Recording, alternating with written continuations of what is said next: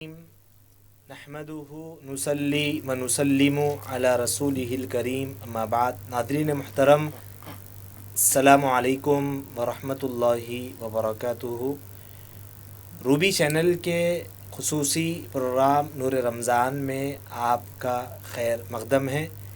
میں ہوں آپ کا میزبان حافظ عبدالعظیم، اور آج ہمارے ساتھ اسٹوڈیو میں موجود ہے ہمارے ہردل عزیز مولانا حافظ و قاری عبدالصمد قادری نظامی صاحب.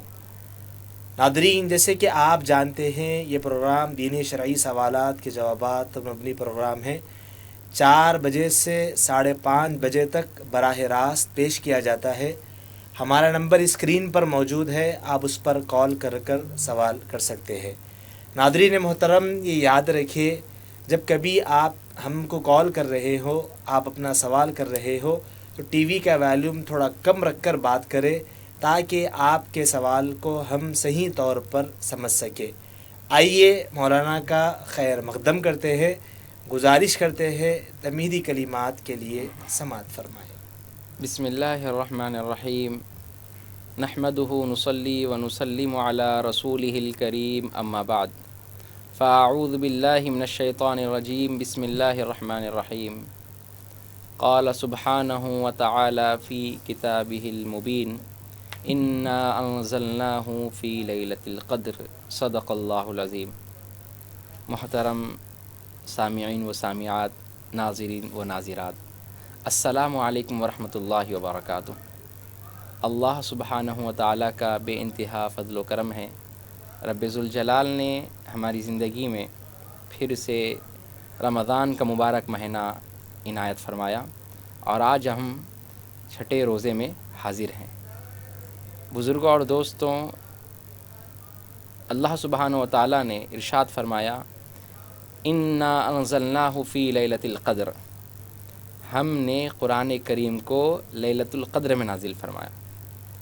بزرگوں اور دوستوں، ایک مقام پر اللہ نے فرمایا، شہر رمضان الذی انزل فیہ القرآن.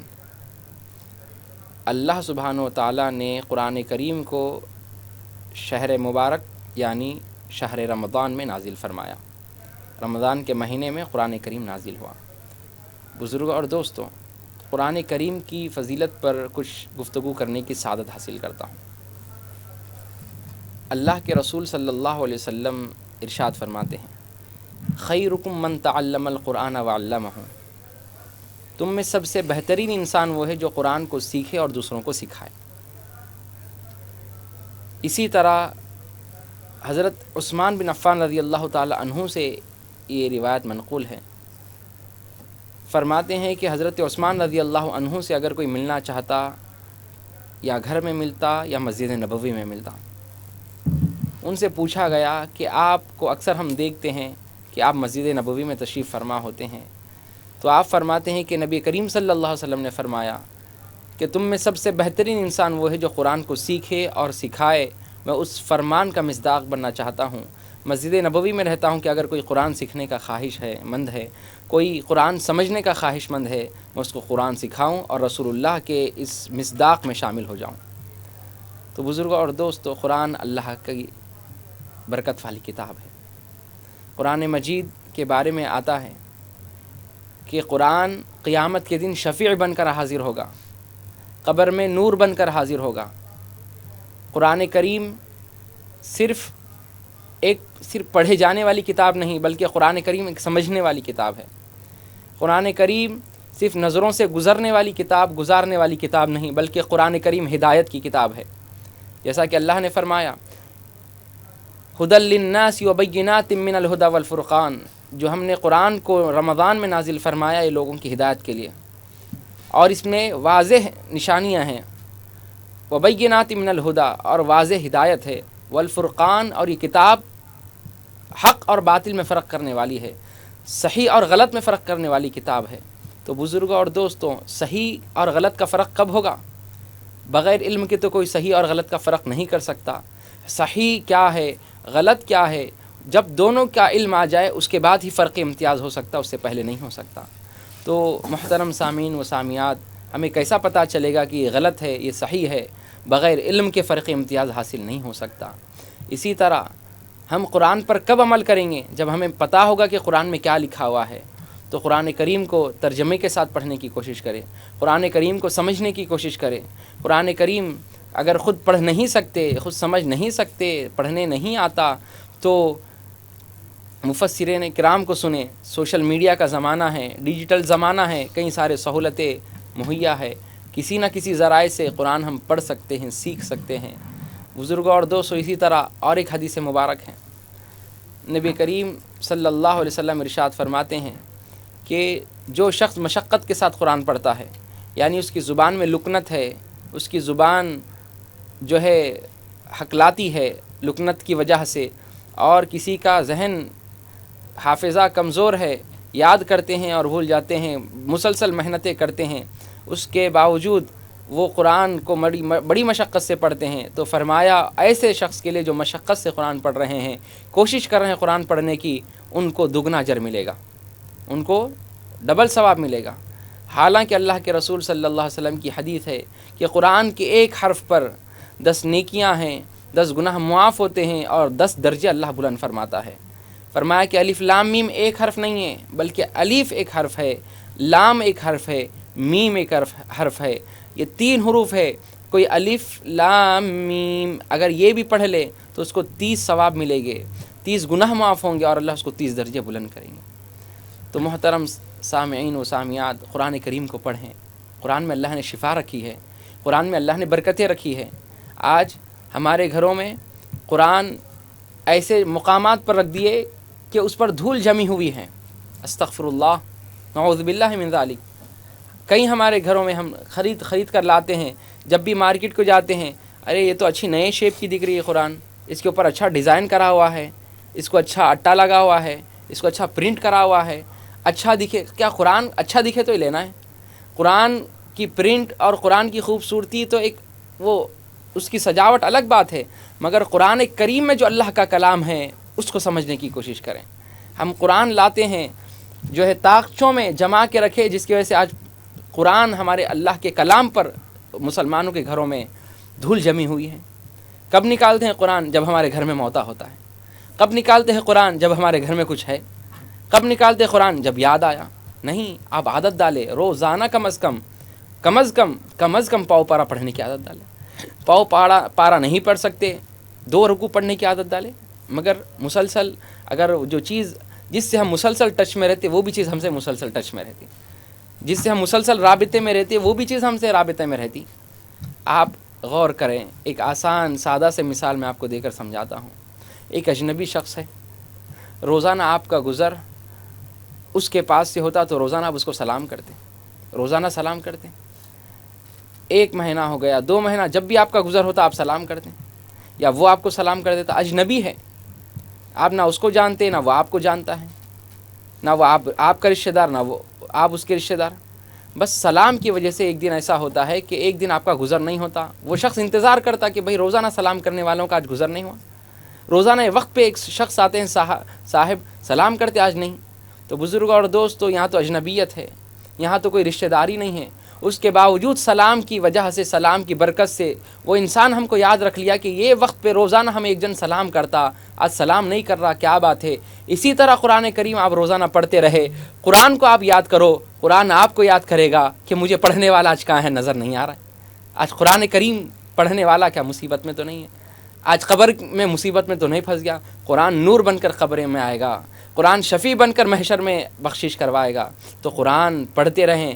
قرآن مردوں کے لیے نازل نہیں کیا گیا، قرآن زندوں کے لیے نازل کیا گیا.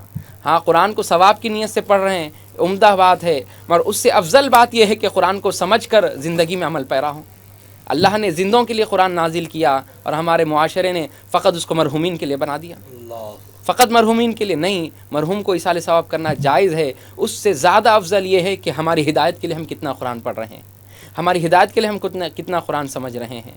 تو بزرگوں اور دوستوں، قرآن کو سمجھیں، قرآن کو سمجھنے کی کوشش کریں. آج دیکھیے، قرآن کی اور ایک چھوٹی سی بات میں آپ کو بتاتے ہوئے تمہیدی کلمات کو میں مکمل کرنا چاہوں گا. آج ہمارے پاس کسی کی طبیعت خراب ہوتی تو فوری بابا کے پاس جاتے، کسی کی طبیعت خراب ہوئی فوری تعویذ والوں کے پاس جاتے. کوئی ستا رہے ہیں ہمارے کو، جو ہے ساس بہو کو ستا رہی تو بہو بابا کے پاس چلے جاتے، یا بہو ساس کو ستا رہے تو ساس چلے جاتے. یعنی آج کے دور میں کچھ بھی ہو رہا تو بابا یاد آ رہے ہیں، تعویذ یاد آ رہی، ناریلا نیمبو یاد آ رہے ہیں، اگربتیاں موم بتیاں یاد آ رہے ہیں. بزرگوں اور دوستوں، کیا ہے، کیوں آپ تعویذ لگا رہے ہیں؟ کیوں آپ ایسے باباؤں، جعلی باباؤں کے پاس جا رہے، کہتے نہیں نہیں نہیں اثرات ہو گئے، یہ ہو گئے. بزرگوں اور دوستوں، یہی تو وجہ ہے کہ ہمارے پاس علم کی کمی کی ہونے کی وجہ سے ہم گمراہی کا شکار ہو رہے ہیں. ہم گمراہی کا شکار ہو رہے ہیں. اب نبی صلی اللہ علیہ وسلم پر جادو ہوا، نبی صلی اللہ علیہ وسلم حالت مرض میں بستر پر آرام فرما رہے ہیں. سیدنا جبرائیل علیہ السلام تشریف لاتے ہیں اور اطلاع کرتے ہیں کہ یا رسول اللہ، لبید بن عاصم اور اس کی خبیث بیٹیوں نے مل کر آپ پر جادو کیا ہے. فلاں کنویں میں وہ جو ہے موم کی گڑی پڑی ہوئی ہے، اس پر آپ کے بالوں سے جادو کیا گیا. لہٰذا حضرت علی رضی اللہ تعالیٰ عنہ کو بھیج کر نبی صلی اللہ علیہ وسلم وہ نکالنے لگواتے، فلاں کنویں سے ایک پتھر کے نیچے ہوتا ہے. اور نبی صلی اللہ علیہ وسلم کو حضرت جبرائیل کہتے ہیں کہ اللہ نے حکم فرمایا آپ قل اعوذ برب الفلق اور قل اعوذ برب الناس پڑھتے جائیں، اللہ آپ کی جادو کو ختم فرما دے گا. تو بزرگوں اور دوستوں، نبی صلی اللہ علیہ وسلم پر جادو ہوا تو اللہ نے ان کو تلقین کی کہ آپ قل اعوذ برب الفلق قل اعوذ برب الناس پڑھیں. آج ہم قرآن نہیں پڑھنے کی وجہ سے کچھ ہو گیا تو باباؤں کے پاس جا رہے ہیں. کہ اللہ کے کلام پہ آپ کو یقین نہیں ہے؟ کہ اللہ کے کلام پہ آپ کو ایمان نہیں ہے؟ کہ اللہ سبحانہ و تعالیٰ کے کلام پر سے آپ کا بھروسہ اڑ گیا؟ کیا اللہ کے کلام سے زیادہ بابا طاقتور ہو گیا؟ کیا اللہ کے کلام سے زیادہ وہ نیمبو آپ کے لیے طاقتور ہو گیا؟ نہیں، اللہ ہی اصل میں مدد کرنے والے ہیں، اللہ ہی اصل میں حامی و ناصر ہے. تو بزرگوں اور دوستوں، ان گمراہیوں کا شکار نہ ہوں. آپ ان جعلی پیروں کے چکروں میں رہ کر اپنے ایمان کو خراب نہ کریں. نیمبو میں اگر اللہ سبحانہ و تعالیٰ تمام بلیات کا حل رکھتے تو پھر اس کو کھانے کے لیے کم، اس کو جو ہے عملیات کے لیے زیادہ استعمال کیا جاتا. اگر ناریلوں میں اللہ شفا رکھ دیتے تو لہٰذا آج اس کو کھانے میں کم، علاج کے لیے زیادہ رکھ دیا جاتا. نہیں، اس کو کھانے کے لیے استعمال کے لیے اللہ نے بنا. شفا کے لیے اللہ نے ڈاکٹروں کو پیدا کیا، شفا کے لیے اللہ نے ادویات کو پیدا کیا، شفا کے لیے اللہ نے اللہ کے کلام کو نازل فرمایا تاکہ قرآن پڑھیں. جس طرح نبی صلی اللہ علیہ وسلم کو شفا اللہ نے عطا کی، اسی طرح امت کو بھی عطا فرمائے گا. تو قرآن پڑھیں، قرآن پڑھنے اس میں اللہ نے شفا رکھی ہے. لہٰذا قرآن کا ساتھ کبھی نہ چھوڑے، قرآن آپ کا ساتھ کبھی نہیں چھوڑے گا. ماشاءاللہ ناظرین محترم، مولانا نے اپنے تمہیدی کلمات کو مولانا نے اپنے تمہیدی کلمات بیان فرما رہے تھے اور آپ اس کو سماعت فرما رہے تھے. آئیے پروگرام کے پہلے کالر کو شامل کرتے ہیں اور جانتے ہیں ان کا سوال کیا ہے. السلام علیکم. السلام علیکم. شاید رابطہ نہیں ہو رہا ہے. ناظرین محترم، یہ یاد رکھیے ہمارا نمبر ٹی وی کے اسکرین پر موجود ہے، آپ اس پر کال کر سوال کر سکتے ہیں. مولانا، جیسا کہ آپ نے قرآن مجید کے حوالے سے بھی باتیں بتائی، تو کیا قرآن مجید سیکھنے کے لیے کوئی عمر قید ہے، یا چھوٹا ہو یا بڑے ہو تو کسی کے اوپر کوئی اسی عمر قید ہے؟ یعنی کوئی بھی انسان مسلمان جو ہے قرآن مجید کو سیکھ سکتا ہے؟ اس پر آپ روشنی. بسم اللہ الرحمن الرحیم.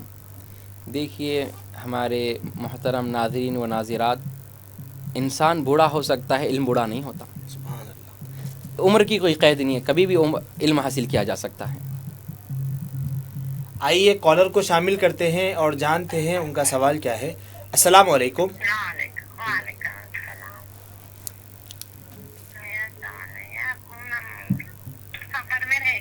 جی.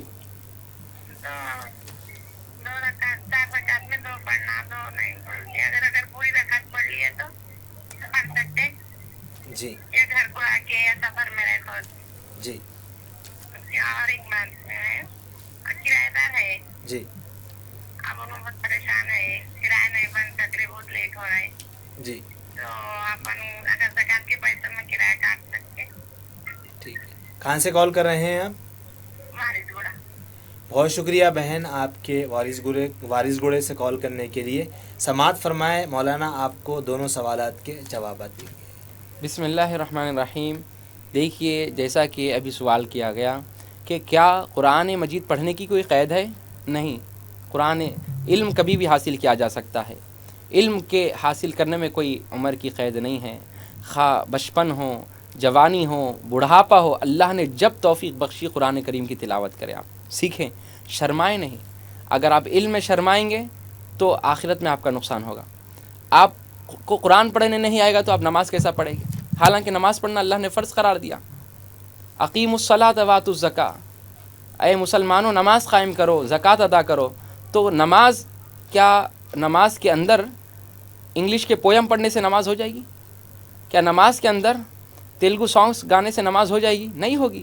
نماز قرآن کریم کے پڑھنے سے ہوگی، سورہ فاتحہ کے پڑھنے سے ہوگی اور ضم سورہ کے پڑھنے سے ہوگی۔ اگر آپ کو نہ سورہ فاتحہ صحیح پڑھنے آ رہا ہے، نہ ضم سورہ صحیح پڑھنے آ رہا ہے، تو بتاؤ آپ کی نماز کیسا صحیح ہو سکتی ہے؟ تو محترم ناظرین و ناظرات، آپ ایک اچھے عالم دین اور مجود تجوید کے ساتھ قرآن پڑھنے والوں کو اپوائنٹ کریں۔ ہم دیکھیں دنیا میں کتنے روپے ہم لگا دیتے ہیں، کتنے روپے جاتے ہیں۔ اگر اللہ کا کلام سیکھنے میں، دین سیکھنے میں جا رہا ہے تو بہت اچھی بات ہے۔ آئیے آگے بڑھتے ہیں کالر کی جانب اور جانتے ہیں ان کا سوال کیا ہے۔ السلام علیکم۔ جی وعلیکم السلام۔ دیکھیے کوئی اگر سید ہے اور بہت غریب ہے، چھوٹے بچے ہیں، کیا ان کو زکوٰۃ کے پیسے دے سکتے ہیں یا پھر مدد کی نیت سے دے سکتے ہیں؟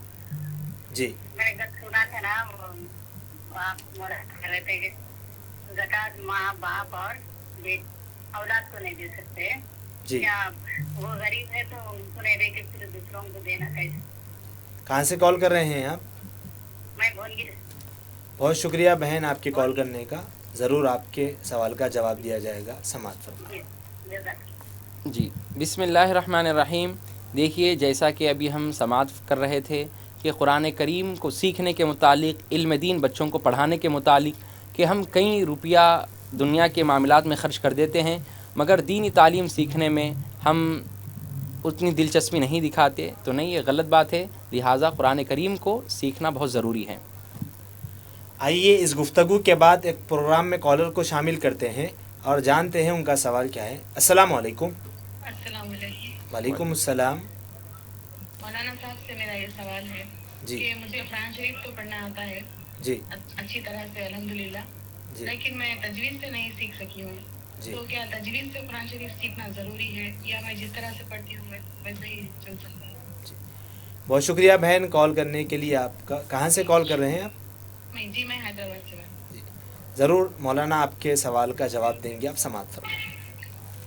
بسم اللہ الرحمن الرحیم۔ جیسا کہ ہماری ایک اسلامی بہن نے سوال کیا کہ قصر کی نماز کے بارے میں، اللہ سبحانہ و تعالیٰ نے مہلت رخصت دی ہے کہ جو شخص حالت سفر میں ہوتا ہے، شرعی سفر کہتے ہیں اپنے گھر سے 92 کلومیٹر کے باہر کا ارادہ کرتے ہیں آپ، تو لہٰذا آپ شرعی مسافر ہیں اور جہاں جا رہے ہیں وہاں 15 دن سے کم کا ارادہ کر رہے ہیں۔ یعنی آپ حیدرآباد سے جا رہے ہیں محبوب نگر کسی کام سے جا رہے ہیں، تو کہ آپ 3 دن کے لیے، 5 7 8 10 دن کے لیے جا رہے ہیں تو آپ مسافر ہیں۔ آپ وہاں پر، کیونکہ یہاں سے محبوب نگر 92 کلومیٹر سے زیادہ ہے، اگر اس سے کم ہے تو آپ مسافر نہیں ہیں، تو لہٰذا قصر اللہ کی طرف سے سہولت ہے، سہولت کو قبول کرنا چاہیے۔ اگر کوئی انسان قصر کے بجائے 4 رکعت نماز پڑھ لیتا ہے، یعنی ظہر عصر اور عشاء میں 2 پڑھنا تھا، قصر میں سفر میں 4 پڑھ لیے، تو رخصت کو ٹھکرانے کے مترادف ہے۔ اللہ نے جو رخصت دی ہے اس کو قبول کرنا چاہیے۔ اگر کوئی نماز پڑھ لیتا ہے تو اس کی نماز ہو جائے گی۔ اسی طرح اور ایک ہمارے اسلامی بہن نے سوال کیا، کیا کرایہ دار غریب ہے، وہ کرایہ نہیں دے سک رہے وقت پہ، کیا زکوٰۃ کے طور پہ ان کا کرایہ کاٹا جا سکتا ہے؟ نہیں، بالکل نہیں۔ کرایہ دار کا جو پیسہ ہے وہ بھی آپ کو ہی آ رہا، وہ جو آپ کی زکوٰۃ کا پیسہ ہے وہ بھی آپ ہی رکھ لیتے ہیں۔ اللہ، یہ کیا بات ہے؟ دیکھیے آپ غور کریں، میں آپ کو ایک مسئلہ بتاتا ہوں۔ جو زکوٰۃ جو نکلتی ہے وہ غریبوں کا حق ہے۔ اگر آپ کے کرایہ دار غریب ہیں، یعنی واقع محتاج ہے، کوئی نہیں ہے ان کے پاس کمانے والا، واقع محتاج ہے، شرعی محتاج ہے، وہ ان کے پاس نہ کچھ کھانے کو ہے، نہ ان کے پاس کچھ سونا ہے، کچھ نہیں ہے، بس وہ ایسی زندگی گزار رہے ہیں، اگر وہ یقینی محتاج ہے تو ان کی آپ مدد کر سکتے ہیں۔ آپ پہلے ان کو دے دینا، آپ پہلے ان کو مالک بنا دینا۔ زکوٰۃ میں کیا ہے معلوم، میرے پاس اب مثال کے طور پہ 10,000 زکوٰۃ نکلی میرے پاس، تو میں یہ بولوں گا کہ بھائی آپ مجھے 10,000 دینا ہے نا، ہاں، آپ ایسا سمجھو کہ میں جو ہے آپ کو 10,000 دے دیا اور آپ وہ میرا قرضہ ادا کر دیا، ایسا سمجھو۔ زکوٰۃ میں سمجھانے کا نہیں رہتا۔ زکوٰۃ میں یہ شرط ہے کہ جو زکوٰۃ کا پیسہ ہے غریب کو اس کا مالک بنا دینا، یعنی ٹوٹل پورے روپے دے دینا، بھائی آپ کے ہیں، آپ اس کے مالک ہیں، رکھ لیجئے۔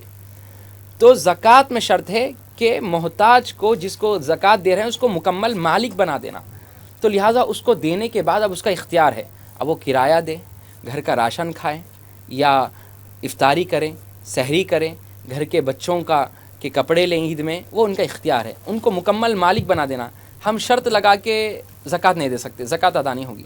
شرط لگا رہے ہیں کہ میں آپ کو زکوٰۃ کے پیسے دے رہا ہوں، فوری میرے کو کرایہ دے دو۔ میں زکوٰۃ کے پیسے دے رہا ہوں، وہ لیے تھے نا لاسٹ ٹائم 10,000 روپے، واپس کرو۔ شرط نہیں لگانا، ان کو مالک بنا دیے ہم، اب ان کا اختیار ہے، ان کو جو کرنا چاہے وہ کریں۔ تو لہٰذا اب جتنے کرایہ دار ہے، یہ ہے وہ ایک قسم کا قرض ہے نا بھائی، آپ ٹائم ٹو ٹائم اپنے مالک مکان کو کرایہ ادا کر دینا چاہیے۔ ہاں کسی مجبوری کے تحت نہیں ادا کر سکے تو مہلت مانگ لینا چاہیے۔ اور ایک ہمارے اسلامی بہن کا یہ سوال تھا کہ کیا سید کو زکوٰۃ دے سکتے ہیں یا نہیں، اس سے پہلے بتایا گیا کہ 9 ایسے اشخاص ہیں جن کو زکوٰۃ نہیں دے سکتے، جیسا کہ آپ نے خود بتایا کہ آپ گزشتہ پروگرامز میں آپ نے سنا ہم سے، سید اور سید کا شرعی غلام، اب تو غلامی کا زمانہ نہیں ہے، یعنی جو سید ہوتے ہیں اور سید کے جو غلام ہوتے ہیں ان کو بھی ہم زکوٰۃ نہیں دے سکتے ہیں۔ کیوں نہیں دے سکتے؟ ریزن میں آپ کو بتاتا ہوں بزرگوں اور دوستوں۔ آپ کی اولاد ہے، مثال کے طور پہ ہم کیا کر رہے ہیں، پورے غریبوں کو کھانا کھلا رہے ہیں، اور اس میں کیا ہو گیا، آپ کا بچہ بھی بیٹھا ہوا تھا، ہم کیا کریں، بیٹا آپ بھی کھا لو، آپ بولیں گے آ کے میرا بچہ غریب دکھ رہا آپ کو، ہاں وہاں پورے غریب بیٹھے ہوئے، تو ہم اچھے گھرانے کے ہیں، ہمارے کو وہ غریبوں کو کھانا دے سو ہمارے کو دیتے، آپ کے دل میں کیا ہوں گا، ایک قسم کے آئیں گے۔ میرے بزرگوں اور دوستوں، جو سید ہے رسول اللہ صلی اللہ علیہ وسلم کے گھرانے کے، ہم جن کا کلمہ پڑھتے ہیں لا الہ الا اللہ محمد رسول اللہ، وہ محمد رسول اللہ صلی اللہ علیہ وسلم کے گھرانے کے ہیں، ان کا ادب و احترام ہم پر واجب ہے۔ نبی علیہ الصلوۃ والسلام نے حجۃ الوداع کے بعد یہ خطبہ ارشاد فرمایا، ترکت فیکم الثقلین، میں تم میں 2 بڑی چیزیں چھوڑ کر جا رہا ہوں، اولہما کتاب اللہ فیہ نور ہدی، فرمایا کہ اس میں اللہ کی کتاب کو چھوڑ کر جا رہا ہوں، وہ اللہ کی کتاب میں نور ہے، ہدایت ہے، تم اس کو مضبوطی سے پکڑے رہو، اور وثانیہما، اور دوسری چیز یہ ہے کہ میں میرے گھرانے کو چھوڑ کر جا رہا ہوں، ان دونوں کو مضبوطی سے پکڑے رہو، تم کبھی گمراہ نہیں ہوں گے۔ ہم قرآن کی بات تو کرتے ہیں مگر اہل بیت اطہار کی بات نہیں کرتے، سید زادوں کی بات نہیں کرتے، نہیں، رسول اللہ نے کہا 2 چیزیں چھوڑ کر جا رہا ہوں، اور حضور نے فرمایا مثل اہل بیتی کمثل سفینۃ نوح، میرے گھرانے کی مثال حضرت نوح علیہ السلام کی کشتی کی طرح ہے۔ نوح علیہ السلام کی کشتی میں جتنے لوگ سوار ہو گئے طوفان کے عذاب سے وہ بچ گئے، اور نوح علیہ السلام کی کشتی میں جو نہیں بیٹھا وہ اللہ کے عذاب میں ملوث ہو کے مر گیا۔ تو میرا گھرانہ قیامت تک کے لیے نوح کی کشتی کی طرح ہے، تم اس میں جو من رکب فیہا نجا، او کما قال علیہ الصلوۃ والسلام، من رکب نجا، جو اس میں سوار ہو گیا وہ نجات پا گیا، اور جو اس میں نہیں بیٹھا وہ ہلاک ہو گیا۔ تو نبی کریم صلی اللہ علیہ وسلم کا گھرانہ، سید زادوں کا گھرانہ ہمارے لیے قابل احترام ہے۔ ہم ان کو زکوٰۃ کا پیسہ نہیں دے سکتے، ہرگز نہیں دے سکتے، ان کو اچھے پاک مال سے ان کی مدد کریں۔ آپ کو معلوم ہے ہم زکوٰۃ دے کر تو ایک فرض ادا کر رہے ہیں، زکوٰۃ دے کر ہمارے اوپر جو ایک ذمہ تھا وہ ذمہ ادا کر رہے ہیں، مگر سیدوں کی مدد کرنے سے کیا ہوتا میں آپ کو سناتا ہوں۔ بزرگوں اور دوستوں، آئیے کالر کو شامل کرتے ہیں، اس کے بعد میں آپ کو بتاتا ہوں سید کا مقام کیا ہے۔ السلام علیکم، شاید رابطہ نہیں ہو رہا ہے، جی مولانا۔ جی بسم اللہ الرحمن الرحیم۔ دیکھیے کہ جس طرح بتلایا گیا کہ سید اب کے اوپر زکوٰۃ فرض ہے، آپ اپنا فرض ادا کر رہے ہیں، مگر آپ پاکیزہ مال سے کسی سید کی مدد کر رہے ہیں، تو اگر کوئی آپ کے بچے کی مدد کریں آپ خوش ہوں گے نہیں ہوں گے؟ آپ کا بچہ کہیں مصیبت میں پھنسا ہوا تھا، ایک صاحب کیا کرے، اس کو بچا کے کر کے گاڑی پہ بٹھا کے آپ کے گھر کو چھوڑے، تو آپ کے دل پہ کیا گزرتی، ارے کیا نیک انسان ہے، ہاں ہمارے بچے کی حفاظت کر کے ہمارے گھر تک پہنچائے، آپ کے دل میں اس کے لیے عزت بڑھتی نہیں بڑھتی؟ تو بزرگوں اور دوستوں، یہ سید زادے رسول اللہ صلی اللہ علیہ وسلم کے گھرانے کے ہیں، آپ ان کی مدد کرو، یقیناً رسول اللہ کو خوش کرنے کے برابر ہے۔ آپ ان کی مدد کرو رسول اللہ صلی اللہ علیہ وسلم کی محبت پانے کے برابر ہے۔ سید زادوں کی پاکیزہ مال سے محبت کرے۔ زکوٰۃ تو ایک فرض ہے مگر محبت رسول میں سید زادوں کی مدد کرو، کیونکہ اب ہم کہتے ہیں کہ سید کو زکوٰۃ نہ دو تو سید زادے کہتے ہیں ہم جو غریب ہیں وہ ہمارا کیسا گزارا ہو۔ تو رسول اللہ صلی اللہ علیہ وسلم کے جو امتی ہے، جو رسول اللہ سے محبت کرنے والے ہیں، وہ زکوٰۃ سے زیادہ سیدوں کی مدد کرتے ہیں۔ زکوٰۃ تو دیتے ہیں مگر اس سے زیادہ مال سیدوں کی مدد میں بھی لگاتے ہیں، تو لہٰذا سید کو زکوٰۃ نہیں دے سکتے۔ اب آئیے، اور ایک ہماری بہن نے سوال کیا کہ قرآن کو تجوید سے پڑھنا ضروری ہے کیا؟ بسم اللہ الرحمن الرحیم، اللہ کا ارشاد ہے وَرَتِّلِ الْقُرْآنَ تَرْتِيلًا، قرآن کو تجوید کے ساتھ آرام سے آہستہ آہستہ ٹھہر کر پڑھنا چاہیے، اللہ کا حکم ہے۔ قرآن کو اگر کوئی شخص تجوید سے نہیں پڑھتا، جیسا منہ کو آیا، جو آیا، کہاں کی پڑھ لیے، کدھر جو بھی پڑھ لیے ویسی چل رہی ہے گاڑی، اب جیسا وہی چل رہی ہے، کبھی سیکھنے کی کوشش نہیں کریں۔ ہاں، آپ جو ہے ایک کا ایک پڑھ رہے ہیں، تو لہٰذا تجوید سے جو نہیں پڑھتے ان کے بارے میں کیا ہے میں آپ کو بتاتا ہوں۔ آئیے پروگرام میں کالر کو شامل کرتے ہیں اور جانتے ہیں ان کا سوال کیا ہے۔ السلام علیکم۔ جی وعلیکم السلام مولانا، میں ملک پیٹ سے بول رہا ہوں۔ جی فرمائیے، کیا پوچھنا چاہتے ہیں؟ میرے کو ایک خواب کی تعبیر چاہیے، کیا ہے وہ؟ جی میرے ایک رشتہ دار، میرے ایک عزیز دوست ہے۔ تھوڑا آواز سے بتائیے۔ میرے ایک رشتہ دار ہے، میرے عزیز دوست ہے، جی جس کا جنازہ میں دیکھنے کے لیے گیا۔ جی جب میں ان کو دیکھتا ہوں تو وہ آنکھیں کھول کے مجھ سے اٹھ کے لپٹ گئے، جی وہ زندہ ہو گئے۔ جی اس کے بعد میری نیند ہوشیار ہو گئی، جی تو اس کا کچھ حل کیا ہے، کچھ بتا سکتے ہیں؟ بہت شکریہ آپ کے کال کرنے کے لیے، ضرور مولانا آپ کو بتائیں گے، آپ سماعت فرمائیں۔ بسم اللہ الرحمن الرحیم، جیسا کہ ابھی ہم سماعت کر رہے تھے کہ قرآن کو جو لوگ تجوید سے نہیں پڑھتے ان کے بارے میں کیا ہے۔ نبی صلی اللہ علیہ وسلم کی حدیث مبارک ہے کہ نبی علیہ الصلوۃ والسلام نے فرمایا کہ قرآن پڑھنے والا تو قرآن پڑھ رہا ہے، قرآن پڑھنے والا رب تعلیم، تلاوت کرنے والا تو تلاوت کرتے رہتا ہے، والقرآن یلعنہ، مگر قرآن اس پر لعنت کرتا ہے۔ اللہ اکبر، قرآن پڑھے تو برکت ہے، قرآن پڑھے تو نیکی ہے، قرآن پڑھے تو رحمت ہے، نبی فرما رہے ہیں قرآن پڑھنے والا قرآن پڑھتا ہے اور قرآن اس پر لعنت کرتا ہے۔ محدثین لکھتے ہیں وہ کیسا لعنت کرتا ہے؟ الذین آتیناہم الکتاب یتلونہ حق تلاوتہ اولئک یؤمنون بہ ومن یکفر بہ فاولئک هم الخاسرون، کہ اللہ نے جن کو کتاب عطا کی ہے اور وہ کتاب کا حق تلاوت کر کر کتاب کا حق ادا کرتے ہیں مکمل طور پر، وہ ایمان والے ہیں، اور جو ایسا نہیں کرتے، جو انکار کرتے ہیں قرآن کا، وہ کفر میں ہیں۔ آئیے کال کو شامل کرتے ہیں۔ جی السلام علیکم۔ وعلیکم السلام۔ جی میرا سوال یہ تھا کہ خطا تعلق کی طرف سے جی آج کل کے گھروں کے ماحول میں ایسا ہو گیا کہ زیادہ بات چیت نہیں رہی، لوگ سامنے سے بات چیت بند کر دے رہے، مطلب سامنے سے رشتہ توڑ رہے ہیں۔ جی تو پہل کیسا کرنا، مطلب پہل چاہ کے بھی نہیں کر سکتے، وہ لوگ بات ہی نہیں کرنا چاہ رہے ہیں۔ جی اور تو اس کے معاملے میں کیا رہے گا، مطلب رشتہ سامنے سے نبھانا نہیں چاہ رہے ہیں، جی تو آپ کے سوال کو تعلق ہو دیں گا کیا؟ جی آپ کے سوال کو ہم سمجھ چکے ہیں۔ کہاں سے کال کر رہے ہیں آپ؟ جی میں چندرائن گٹر سے بات کر رہی ہوں۔ بہت شکریہ آپ کے کال کرنے کے لیے، سماعت فرمائیں، مولانا آپ کے سوال کا ضرور جواب دیں گے۔ بسم اللہ الرحمن الرحیم۔ دیکھیے، جیسا کہ ہم سن رہے تھے، قرآن کریم کو تجوید سے پڑھنا ضروری ہے۔ اگر کسی کو تجوید نہیں آتی تو سیکھیں۔ دنیا میں کئی چیزیں ہم کو نہیں آتی تو ہم سیکھتے ہیں، کئی چیزیں نہیں آتی سیکھتے ہم برابر، تو لہٰذا جب دنیا کی تمام تر چیزوں کو سیکھ سکتے ہیں تو اللہ کے کلام کو کیوں نہیں سیکھ سکتے؟ دنیا کے کئی سارے معاملات میں ہم دنیا کے پیسے لگا دیتے ہیں، جب اس کی بات آتی ہے اتنا کہے گو اتنا کہے گو، ہم سوچتے ہیں۔ آپ دنیا کے لیے کبھی سوچے نہیں، مگر جب دین کی بات آئی تو آپ سوچ رہے ہیں کہ بھائی ہمارے بچے کو ہم جو ہے اسکول میں ڈالے، 1 لاکھ ڈونیشن دے رہے ہیں۔ ہاں، جب دینی تعلیم کی بات آئی تو آپ تھوڑے بھی دینے سوچ رہے ہیں، تو نہیں، آپ دینی تربیت پہ بھی توجہ دیں، دنیا کی تعلیم پہ توجہ دیں، اس میں انکار نہیں ہے۔ اپنے بچوں کو بچپن سے تجوید کے ساتھ ایک اچھے زبردست عالم دین مجوید کے تحت نگرانی میں رکھ کر قرآن پڑھائیں۔ جتنے اچھے استاد ہوں گے بچہ آگے چل کے اتنا قابل بنے گا، بچہ اتنا قابل بنے گا، آپ دیکھتے رہ جائیں گے، آپ کا بچہ آپ کے خاندان کا ہیرا بن جائے گا۔ تو لہٰذا آپ اچھے عالم دین کو رکھیں، خود بھی قرآن سیکھیں اور اپنی اولاد کو بھی قرآن سکھائیں۔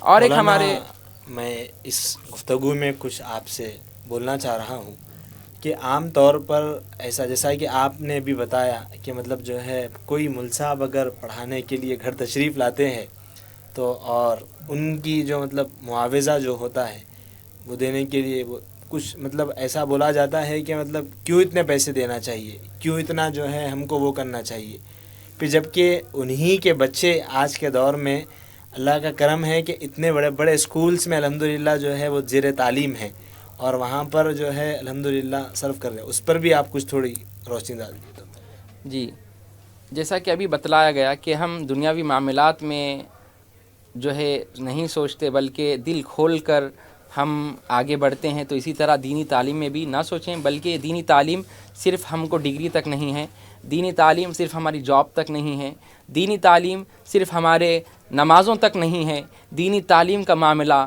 مرنے کے بعد قبر میں بھی ہے، قبر سے اٹھانے کے بعد حشر میں بھی ہے، اور حشر میں نبی صلی اللہ علیہ وسلم کے سامنے، اللہ کے سامنے بھی ہوں گے۔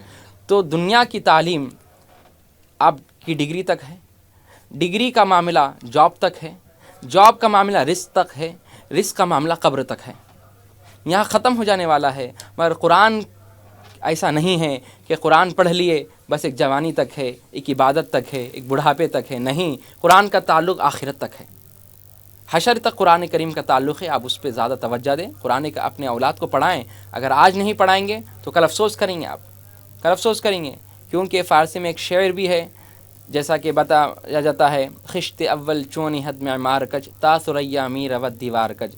معمار تعمیر کرنے والا پہلی اینٹ ٹیڑھی رکھے گا تو ثریا ستارے تک بھی آپ دیوار اٹھا لو ٹیڑھی اٹھے گی۔ اگر پہلی اینٹ صحیح رکھی جائے، معمار تعمیر کرنے والا میستری اگر پہلی اینٹ صحیح رکھے، کتنی لمبی دیوار اٹھاؤ دیوار صحیح جائے گی۔ تو بچے کی بنیاد صحیح ہونا، بچے کی تربیت شروع سے صحیح ہوگی تو بچہ آگے چل کے خاندان کا ہیرا نکلے گا، ورنہ بچے کی تربیت صحیح نہیں ہوگی تو بچہ ہیرے کے بجائے اور کچھ نکل جائے گا، جو آگے چل کے آپ کو مشکل کا سامنا کرنا پڑے گا، اور کئی لوگ کر رہے ہیں بچوں کی صحیح تربیت نہیں کرنے کی وجہ سے۔ آئیے، اور ایک ہمارے بھائی نے سوال کیا کہ ان کے ایک دوست ہے جو وہ ان کو خواب میں دیکھے اور وہ خواب میں آ کر ان کو لپٹ گئے، آنکھ جیسے کھولے۔ تو بزرگوں اور دوستوں، دیکھیے، خواب کی تعویل ہوتی ہے، تعبیر ہوتی ہے۔ خواب کی تعبیر کے سلسلے میں اکثر لوگ علامہ ابن سیرین تابعی رسول صلی اللہ علیہ وسلم کو دیکھتے ہیں، سنتے ہیں، پڑھتے ہیں۔ علامہ ابن سیرین تابعی رسول اکابر تابعین میں آپ کا شمار ہے۔ علامہ ابن سیرین کے حوالے سے بات بتلائی جاتی ہے کہ اگر کوئی شخص کسی کو خواب میں دیکھیں، مرنے کے بعد خواب میں دیکھیں کہ وہ ہمارے خواب میں آیا، تو اگر وہ واقعی مرحوم ہے، دنیا میں ان کا انتقال ہو چکا ہے، مرحوم مر گئے وہ، لہٰذا ان کے لیے اصال ثواب کریں آپ، یعنی ان کے گھر والے نہیں کر رہے ہیں، آپ کریں، آپ ان کے دوست ہیں، مخلص دوست ہیں دنیا میں، آپ ان کے لیے کچھ پڑھ کے بخشیں، ان کے نام سے کچھ صدقہ دیں۔ ہاں، اگر وہ زندہ ہے اور وہ زندہ ہے مگر آپ ان کو خواب میں مردہ دیکھیں تو لہٰذا وہ ان کی زندگی میں برکت کی علامت بتلائی جاتی ہے۔ اسی طرح ہماری ایک اسلامی بہن نے سوال کیا کہ قطع تعلق، صلہ رحمی اور قطع صلہ رحمی یعنی رشتہ داری توڑنے کے بارے میں ہماری ایک بہن نے سوال کیا۔ دیکھیے، نبی کریم صلی اللہ علیہ وسلم کی حدیث مبارک، جن کو جبیر بن مطعم رضی اللہ تعالی عنہ روایت کرتے ہیں، نبی صلی اللہ علیہ وسلم نے فرمایا، لا يدخل الجنت قطات۔ ایک تو یہ ایک حدیث ہے کہ جس میں چغل خوری کے بارے میں بتایا گیا، اس کے علاوہ آپ علیہ السلام نے فرمایا کہ چغل خور جنت میں نہیں جائے گا، اور نبی صلی اللہ علیہ وسلم نے فرمایا رشتہ توڑنے والا بھی جنت میں نہیں جائے گا، اللہ، حرام کھانے والا جنت میں نہیں جائے گا، رشتہ توڑنے والا جنت میں نہیں جائے گا، چغلی کرنے والا جنت میں نہیں جائے گا۔ تو اب جو لوگ رشتہ داریوں کو توڑتے ہیں، اب یہ تو عام ہو چکا ہے انتہائی، یہ تو ایسا ہو گیا جیسا کہ ہر دکان میں چنے بٹانے مل رہے ہیں، ہر گھر میں یہ معاملہ دیکھا جا رہا ہے، ہر خاندان میں یہ معاملہ دیکھا جا رہا ہے۔ حتیٰ تو یہ ہے کہ چلو بھائی، ہمارے اندر ہمارے ماں باپ اچھی تربیت کرے، ہم چاہتے ہیں کہ بھائی یہ رشتہ توڑے، ہم جوڑنا چاہتے ہیں، ہم کیا کرتے ہیں، کیا کرنا چاہیے اس کے لیے؟ سلام کرتے ہیں، پیش قدمی کرتے ہیں، لہٰذا وہ سلام کا جواب تک دینے کے لیے راضی نہیں ہے۔ ایک کیسے قسم کا تکبر ہے؟ یہ تکبر مٹی میں ملنے والا ہے، تکبر اللہ کو بالکل پسند نہیں ہے، اور جو انسان تکبر کرتا ہے اللہ سبحانہ تعالیٰ اس کو گرا دیتا ہے، اور جو عاجزی کرتا ہے اللہ اس کو اس کے درجات کو بلند کر دیتا ہے۔ آئے کال کو شامل کرتے ہیں۔ جی السلام علیکم۔ السلام علیکم، شاید رابطہ نہیں ہو رہا ہے۔ جی تو میں بتا رہا تھا آپ کو قطع تعلق کے بارے میں کہ تعلق کا توڑنا کیسا ہے، تو بتلایا گیا کہ دیکھیے کہ نبی صلی اللہ علیہ وسلم نے فرمایا کہ رشتہ داری توڑنے والا جنت میں داخل نہیں ہوگا۔ اب ہم پیش قدمی کر رہے ہیں کہ بھائی وہ لوگ تو ان کی تربیت میں ایسا ہے کہ وہ راضی نہیں ہے۔ آپ کی تربیت میں آپ کے ماں باپ بتائے آپ کو کہ بیٹا رسول اللہ صلی اللہ علیہ وسلم فرمایا رشتہ داری نہیں توڑنا، آپ پیش قدمی کر رہے ہیں، سلام کا جواب تک نہیں دے رہے ہیں۔ آپ کو معلوم سلام کرنا سنت ہے، جواب دینا واجب ہے، جواب دینا واجب ہے۔ آپ کو ایک مسلمان سلام کر رہا ہے، آپ اس کا جواب نہیں دے رہے ہیں، تکبر کر رہے ہیں۔ نہیں، تکبر کا آغاز کہاں سے ہوا معلوم؟ شیطان سے ہوا۔ تکبر کا آغاز شیطان سے ہوا۔ اللہ نے جب فرمایا کہ آدم کو سجدہ کرو تو وہ ابا واستکبر وکان من الکافرین، انکار کیا اور تکبر کیا، وکان من الکافرین، اور نافرمانوں میں اس کا شمار ہو گیا۔ تو تکبر کا جو آغاز ہے وہ شیطان سے ہے۔ آپ تکبر ہرگز نہ کرے اور تکبر کر کے شیطان کے چیلوں میں، شیطان کے مریدوں میں اپنا نام ایڈ مت کریں۔ کس قسم کا ہمیں تکبر ہے؟ یہ تکبر صرف کبریائی، صرف بڑائی اللہ کی ذات کو جچتی ہے، کسی اور کو نہیں، صرف اللہ کی ذات کو۔ ہمارے نبی صلی اللہ علیہ وسلم کا اخلاق دیکھے کیسا تھا۔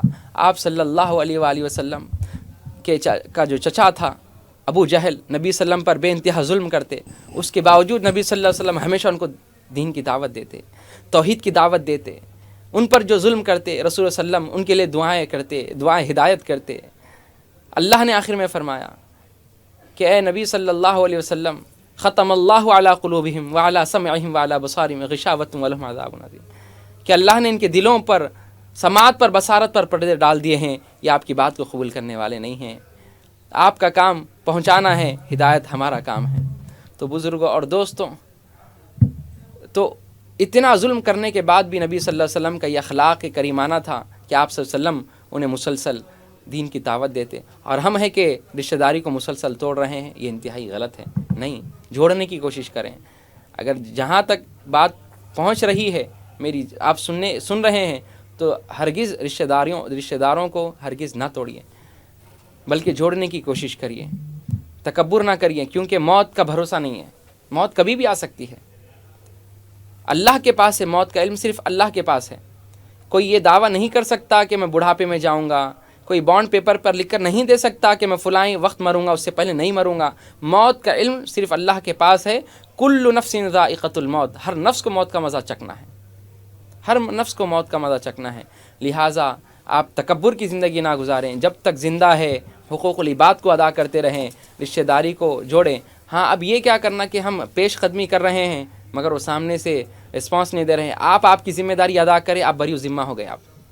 آپ کی ذمہ داری کیا تھی کہ رشتہ داری ٹوٹی اس کو جوڑنے کی، آپ کوشش کو کاوش کرے، اللہ ضرور آپ کو اس کا صلہ دے گا۔ مگر جو لوگ بدماشی پہ اترے ہوئے ہیں، تکبر پہ اترے ہوئے، رشتہ داری کو جوڑنا پسند نہیں کرتے، تو لہٰذا ان کا انجام وہ اللہ ان کو خود بتائے گا۔ آپ نے جو آپ کا کام کیا جوڑنے کا، وہ بہت بہتر کام تھا، وہ جو کام کیے توڑنے کا، اللہ ان کو ان کا انجام بتائے گا۔ ماشاءاللہ مولانا، یہ ہونے کی کیا وجوہات ہو سکتی ہے؟ قطع تعلق اور جو بھی نا اتفاقی جو پیدا ہوتی ہے ایک دوسرے کے آپس میں، اور یہ اس کی وجوہات کیا بن سکتی ہے، اس پر بھی آپ تھوڑا غور کریں۔ بسم اللہ الرحمن الرحیم۔ دیکھیے، یہ رشتہ داری توڑنے کی کئی سارے وجوہات ہیں، کئی سارے وجوہات۔ ایک بیسک وجہ میں آپ کو بیان کر دیتا ہوں۔ سب سے بیسک وجہ کیا ہوتی معلوم؟ ماں باپ کی تربیت۔ ماں باپ کی تربیت، ماں باپ کیا کہتے ہیں کہ بیٹا ان سے بات نہیں کرنا، چاچا کے پاس نہیں جانا، ماما سے نہیں ملنا، تایا سے نہیں ملنا۔ یہ بچپن سے ماں باپ سکھا دیتے ہیں۔ یعنی ابا کی اور تایا کی لڑائی ہوئی تو بچوں کو سکھا دیتے تایا سے نہیں ملنا، چاچا کی ابا کی لڑائی ہوئی بچوں کو سکھا دیتے چاچا سے نہیں ملنا۔ تو اس بچے کے ذہن میں کیا جاتا؟ یعنی رشتہ داری توڑنا ہے۔ اللہ، انہوں کچھ بھی بولے سننا نہیں ہے، سیدھا لڑنا، لڑ کے رشتہ داری توڑنا۔ بیسک ریزن یہ ہے کہ ماں باپ کی تربیت غلط ہوئی، ماں باپ کی تربیت غلط ہوئی۔ اور دوسری چیز جو رشتہ داری کو جو توڑتی ہے وہ یہ ہے کہ ہمارے اندر عاجزی نہیں ہے۔ عاجزی یعنی ہمیں کوئی ہمارے رشتہ دار ہمارے اچھے کے لیے کوئی ایک بات بولتے ہیں، دیکھیے یہ بات جو ہے ایسی نہیں ایسی ہے، آپ میرے کو بولے کیسا، آپ میرے سے چھوٹے ہیں، چھوٹے رہ کے بولتے ہیں، صحیح بات پہنچانے کے لیے عمر کی کوئی قید نہیں، یاد رکھو۔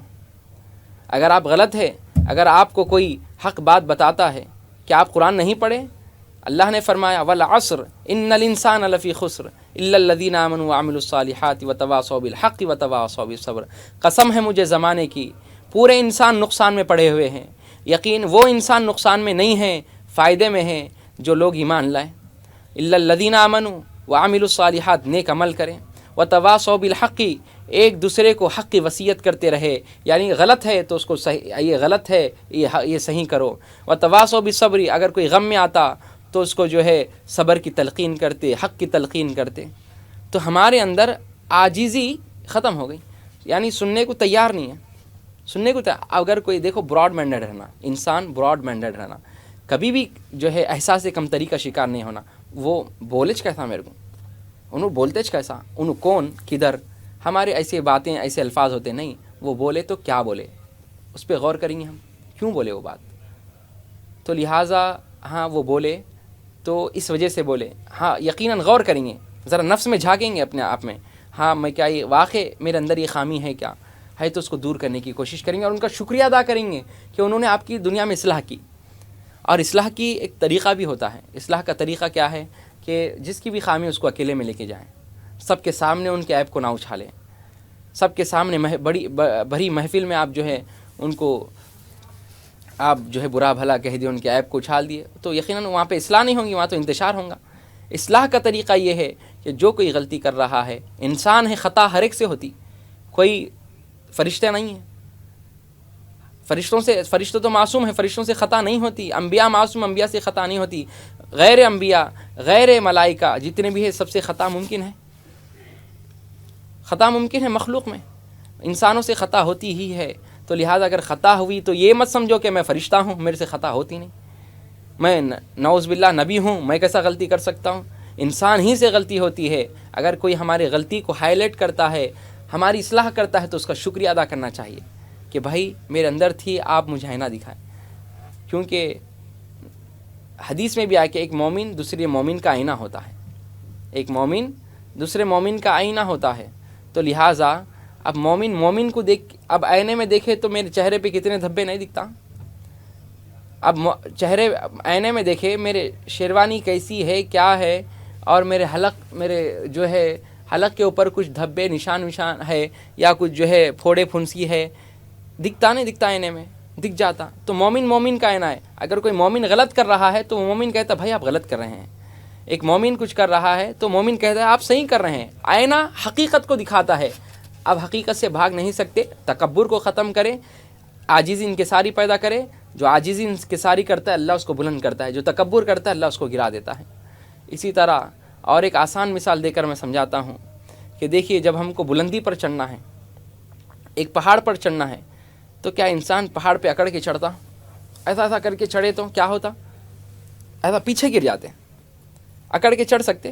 تو بلندی پہ چڑھنے کے لیے انسان جھک کے چڑھتا سیڑھیوں پہ، جتنا جھک کے چڑھے اتنا تیزی سے چڑھتے اور آسانی کے ساتھ چڑھتے، اگر اکڑ کے چڑھے تو پیچھے گر جاتے، پیٹھ کے بل گر جاتے پیچھے۔ تو لہٰذا ہم کو بلندی پر جانا ہے تو ہمارے اندر عاجزی پیدا کرو، ہمارے اندر نرمی پیدا کرو۔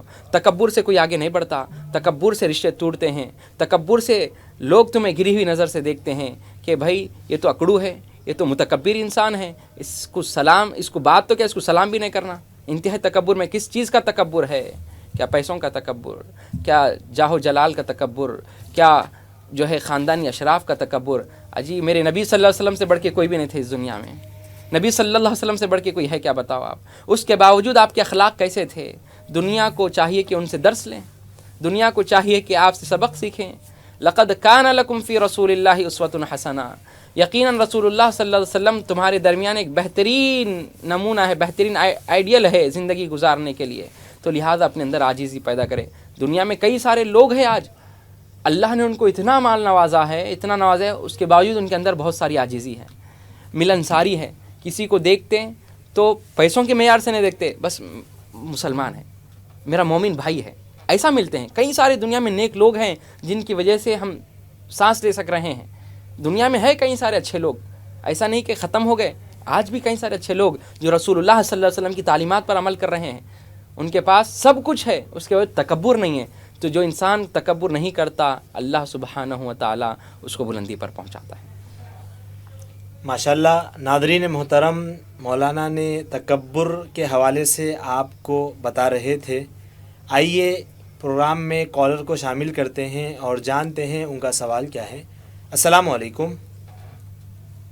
السلام علیکم. شاید رابطہ نہیں ہو رہا ہے. ناظرین محترم، ہمارا نمبر اسکرین پر موجود ہے، آپ کال کر ضرور سوال کر سکتے ہیں. مولانا آپ کے سوال کا جواب دیں گے. مولانا، اگر جیسا کہ اللعب ضروری کال ہے، پہلے بات کر لیتے ہیں. السلام علیکم. السلام علیکم. ہیلو، السلام علیکم. وعلیکم السلام. میرا سوال یہ ہے کہ سیدوں کو صدقہ دے سکتے؟ جی. کہاں سے بات کر رہے ہیں آپ؟ پہاڑی شریف. بہت شکریہ کال کرنے کے لیے. السلام علیکم. السلام علیکم.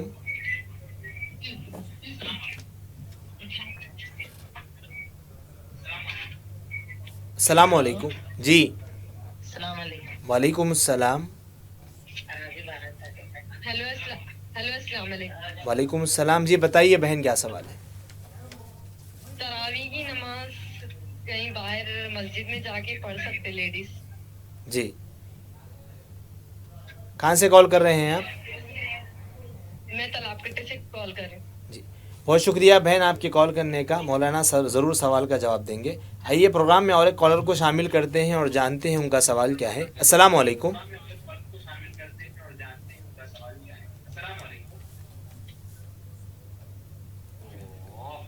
ہلو.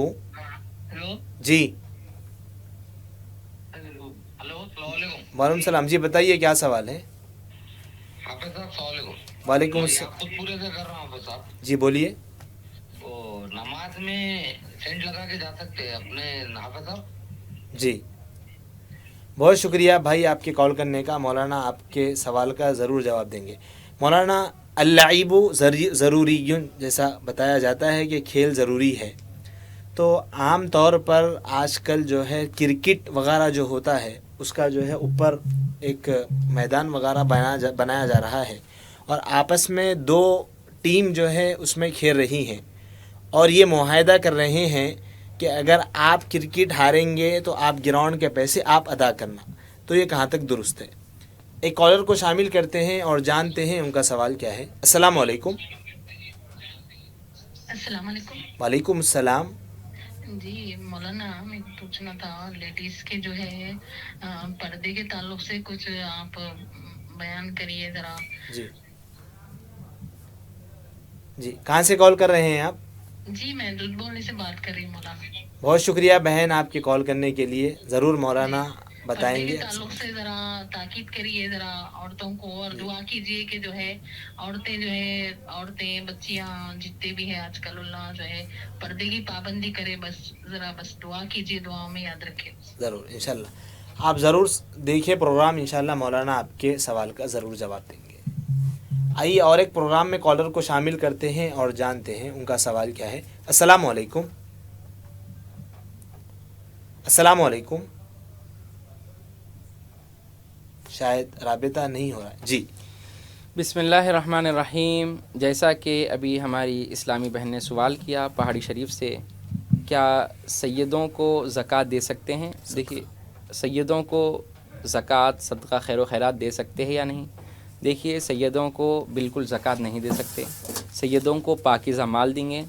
صدقے سے مراد جو ہے اکثر رمضان میں زکوٰۃ ہی مراد لیا جاتا ہے، لہذا سید کو پاکیزہ مال دیں گے ہم، کیونکہ سید نبی صلی اللہ علیہ وسلم کے گھرانے سے تعلق رکھتے ہیں. وہ نبی علیہ الصلوۃ والسلام کا خون ہے، آپ کی اولاد میں سے ہیں.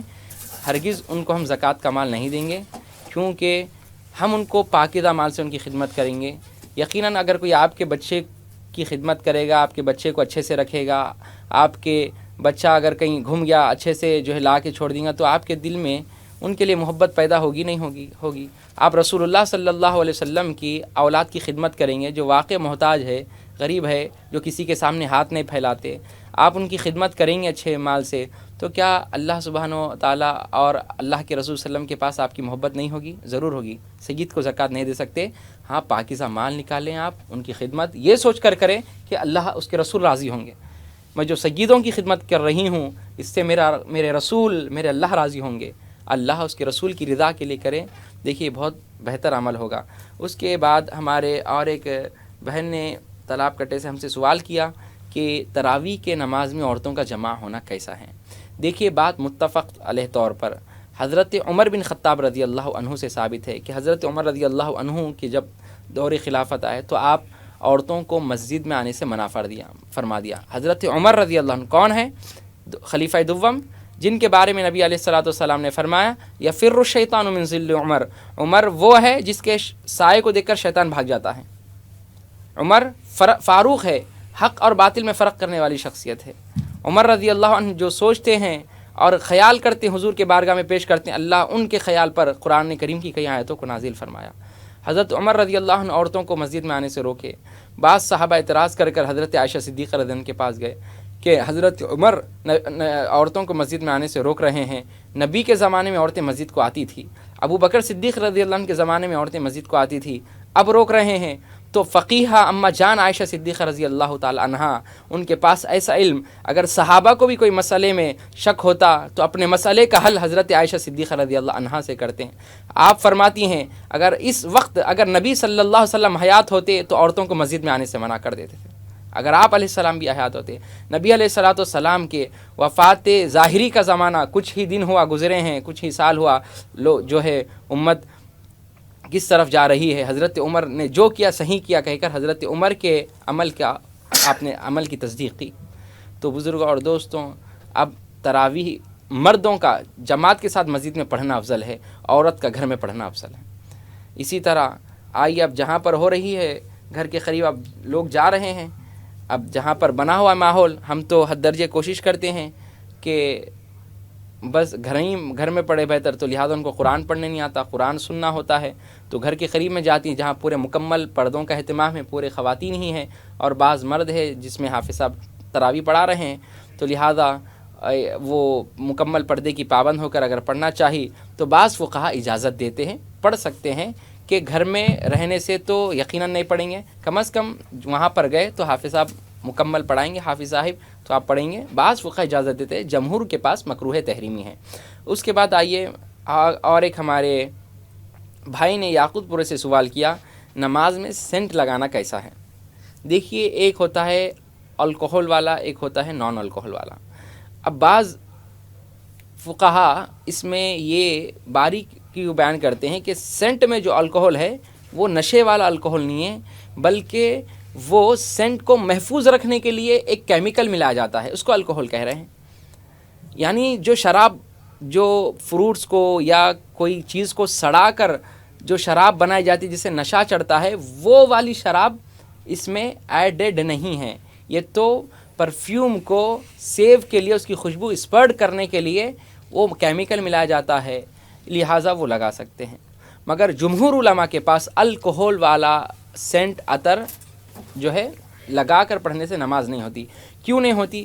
ہم کہتے ہیں کہ بھائی ابھی آپ شراب بولے تو صرف سڑے ہوا فروٹس ہے، کوئی بری چیز گندی چیز کو ملائے اس کے بعد اس میں نشہ پیدا ہوا ہی تو آپ شراب کہہ رہے ہیں. ہم کہہ رہے ہیں نہیں، ہر وہ چیز جس میں نشہ ہے سب حرام ہے، سب حرام ہے. اب وہ چیز جو ملایا جا رہا ہے عطر میں، کیا وہ نشے سے خالی ہے؟ نشے سے خالی تو نہیں ہے وہ. کیا وہ پاک چیز ہے؟ پاک چیز تو نہیں ہے وہ. تو لہٰذا ایسا پرفیوم جس میں احتیاط کرنا چاہیے. جہاں پر دو بات ہوتی ہے تو اس میں احتیاط کرنا بہت زیادہ بہتر ہے کہ بھائی الکحل ہے، یہ یقیناً جو ہے اس میں ایک قسم کی نشہ آوری چیز ملائی جاتی ہے سینٹ میں، لگانے سے احتیاط کریں.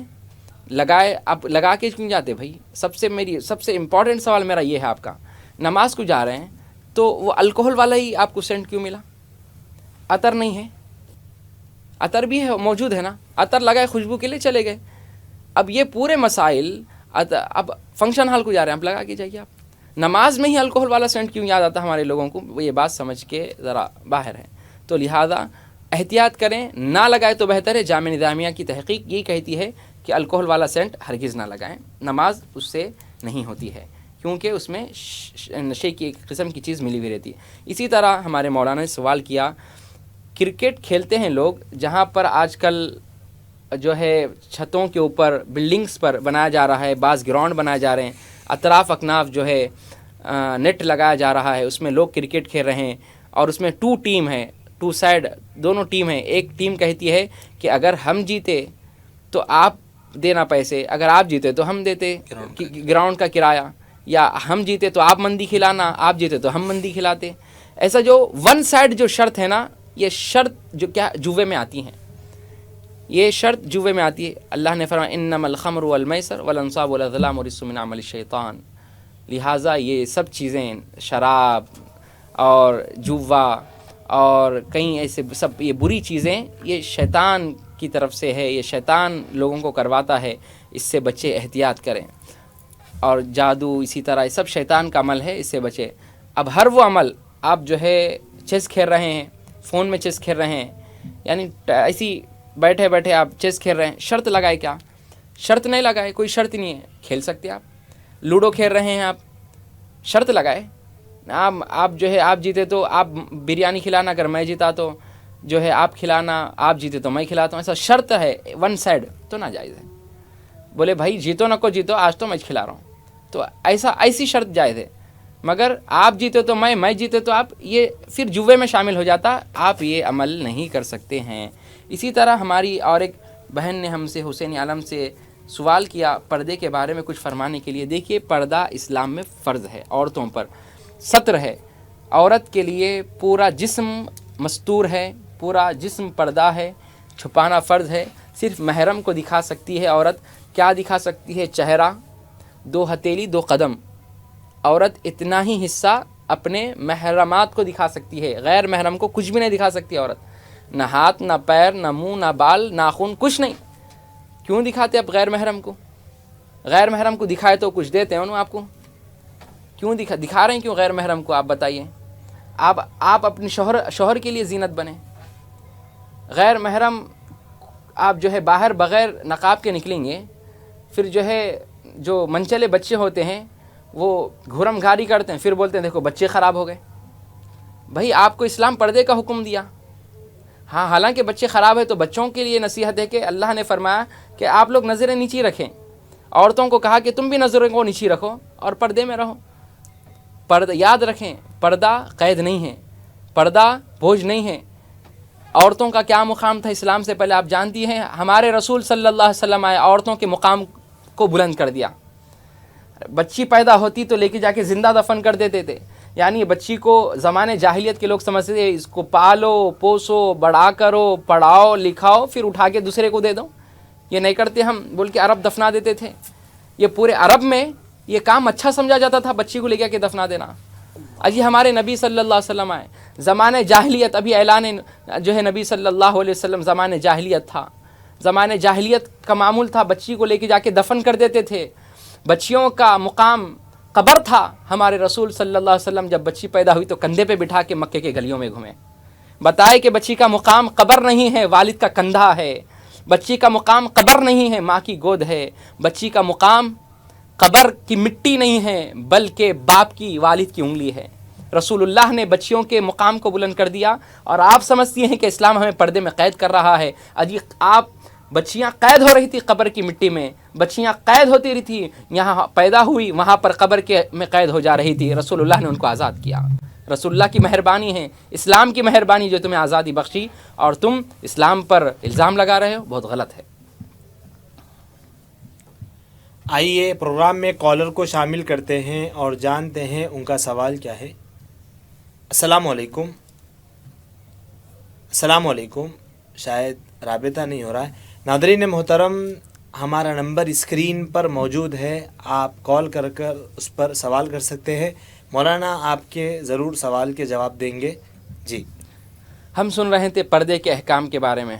پردہ بہت ضروری ہے، فرض ہے. اگر کوئی عورت اپنے جسم کو ظاہر کرتی ہے تو حرام ہے.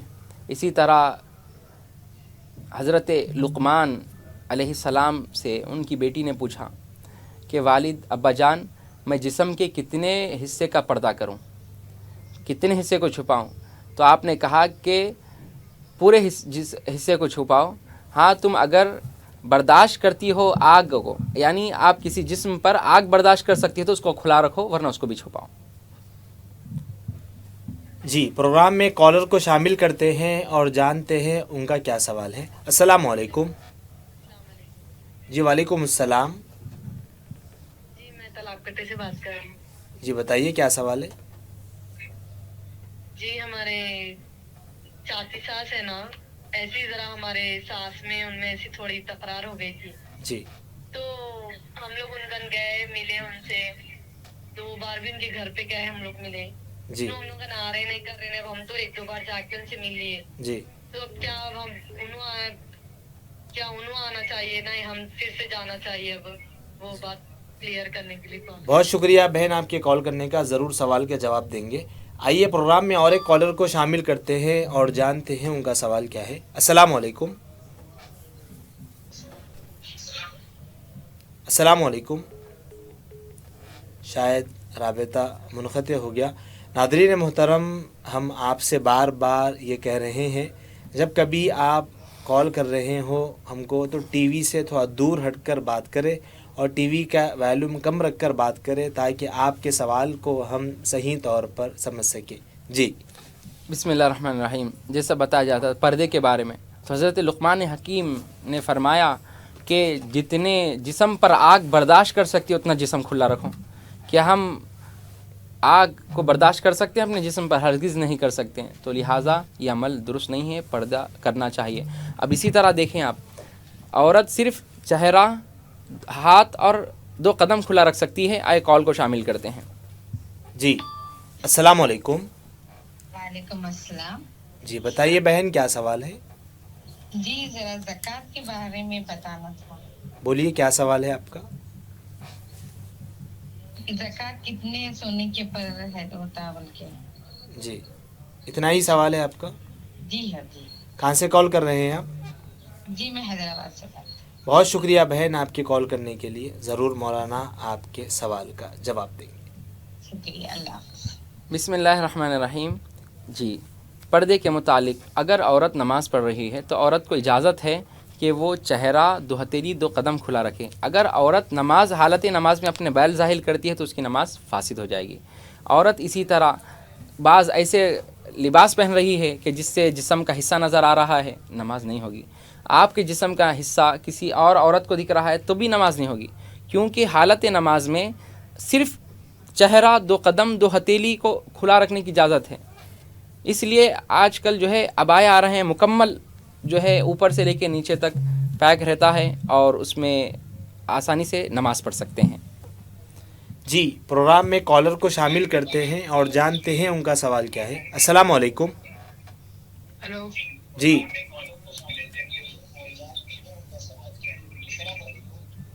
ہلو. جی فرمائیے کیا سوال ہے. شاید رابطہ نہیں ہو رہا ہے. جی لہٰذا عورتوں کے لیے اور ایک میں پردے کے متعلق یہ کہنا چاہوں گا. ایک روایت ہمیں ملتی ہے کہ ایک سفر سے نبی صلی اللہ علیہ وسلم واپس تشریف لا رہے تھے. حضرت سیدتنا عائشہ صدیقہ رضی اللہ عنہا بھی اس سفر میں موجود تھی. ایک جگہ پڑاؤ کیے، رکے کہ فارغ ہوں گے، نماز پڑھیں گے، وضو کر کر یہاں سے نکلیں گے. تو ایسا ہوا حضرت عائشہ صدیقہ رضی اللہ عنہا کے کجاوے کو نیچے رکھا گیا جو ڈولی ہوتی ہے. حضرت عائشہ نکل کر آپ بھی ضرورت کے لیے گئے اور دیگر صحابہ وغیرہ بھی. حضرت عائشہ صدیقہ واپس آنے تک قافلہ گزر چکا تھا. لہٰذا قافلہ گزرنے کے بعد ہوتا تھا یہ کہ ہر قافلے میں ایک مقدمۃ الجیش، ایک ردیف ہوتا تھا. یعنی 2 یا 1 آدمی آگے چلتا تھا کہ آگے کچھ خطرہ تو نہیں ہمارے قافلے کو نظر رکھنے کے لیے. پیچھے 1 آدمی یا 2 کہ جو بھی اگر سامان چھوٹا تو وہ چلتے چلتے اس سامان کو لے کر واپس چلتے تھے. قافلے کا کچھ چھوٹا تو حضرت عائشہ صدیقہ رضی اللہ عنہا ایک درخت کے نیچے بیٹھ گئیں اور ایک وہ صحابی جو ردیف تھے اس قافلے کے آپ آئے، آ کر کہنے لگے کہ کہ آپ کون ہیں؟ انہوں نے کہا کہ میں زوجہ رسول عائشہ بنت ابو بکر ہوں رضی اللہ تعالیٰ عنہ. تو انہوں نے کہا اماں جان آپ یہاں؟ کہا کہ قافلہ آگے نکل گیا. تو آپ نے کہا کہ ٹھیک ہے، آپ میرے جانور پر سوار ہو جائیے، میں اسی طرف جا رہا ہوں، آپ کو مدینے سلامتی کے ساتھ چھوڑنے کی کوشش کرتا ہوں انشاءاللہ. لہٰذا حضرت عائشہ صدیقہ نے ان سے کہا جاؤ تم درخت کے پیچھے چھپ جاؤ، جاؤ درخت کے پیچھے چھپو. وہ صحابی کے درخت کے پیچھے چھپے. کہا کہ میں جب آواز دوں تو واپس آنا. تو وہ گئے چھپے. جب حضرت عائشہ صدیقہ رضی اللہ عنہا سواری پر بیٹھ گئے تو اس کے بعد آواز دیے کہ آ جاؤ، تو وہ آئے، آ کے جو ہے پھر آپ کو مدینے کی طرف لے گئے. لہٰذا یہ واقعہ بہت سی کتب میں موجود ہے. اب محدثین یہ لکھتے ہیں کہ حضرت عائشہ صدیقہ رضی اللہ عنہا ان کو کہا کہ جھاڑ کے پیچھے چھپو، میں جب بلاؤں آنا، دور چلے جاؤ، میں بلاؤں تو آنا. تو اس کی وجہ کیا ہے؟ بتلایا گیا کہ جب ہم سواری پر بیٹھتے ہیں تو کیا ہوتا ہے، تھوڑا سا کپڑا ہٹتا ہے، پیر نظر آتا ہے. اماں جان یہ پسند نہیں کر رہی تھی کہ کوئی میرے پیر کو بھی دیکھے، لہٰذا ان کو کہا کہ درخت کے پیچھے چھپو، میں سواری پر بیٹھنے کے بعد جو ہے آپ آنا. تو کیسا کیا عالم تھا ان کے پردے کا، اندازہ لگایا آپ. آج ہماری عورتیں انتہائی کھلم کھلا بے پردہ ہو کر گھوم رہی ہیں. یاد رکھیں، آپ اماں جان عائشہ صدیقہ رضی اللہ عنہا سے بڑھ کے نہیں ہو سکتی. آپ کی خوبصورتی فاطمہ الزہرا سے بڑھ کے نہیں ہو سکتی. آپ مومن ہیں مگر ہمارا درجہ صحابہ کے صحابیات کے برابر نہیں ہو سکتا. ہم ان کے غلام ہیں، ہم ان کے تابعین ہیں، ہم ان کو دیکھ کر زندگی گزارتے ہیں، اللہ اس کے احکامات پر زندگی گزارتے ہیں. اگر ایسا کریں گے تو بتاؤ کیا اثر پڑے گا اس اہل اسلام پر. جی، پروگرام میں کالر کو شامل کرتے ہیں اور جانتے ہیں ان کا سوال کیا ہے. السلام علیکم. ہیلو، السلام علیکم. وعلیکم السلام. جی، ہمارا سوال یہ ہے کہ ایسا اگر آپ اپن روزہ رہتے تو کسی کوئی روزہ کھلنے بلاتے جی تو یہ ہمارا روزہ ان کو ہمارے روزے کا ثواب ان کو پہنچتا بولتے، یہ صحیح ہے یا پھر اپنا روزہ سے کھجور پانی لیتے جانا؟ جی، بہت شکریہ کال کرنے کے لیے. کہاں سے کال کر رہے ہیں آپ؟ ہم مشربہ سے بات کر رہے ہیں. ایسا اپنا روزہ ہے نا بولے تو یہ روزہ اپنا ہی چھونا جی، تو کہ اپنے طرف سے اپنے گھر کا کھجور پانی لیتے جانا یا ان کے کھجور پانی سے کھول سکتے کسی کے گھر میں ایک چیر پارٹی لی. بہت شکریہ بہن آپ کے کال کرنے کا. ضرور مولانا آپ کے سوال کا جواب دیں گے. سماعت فرمائیں. بسم اللہ الرحمن الرحیم.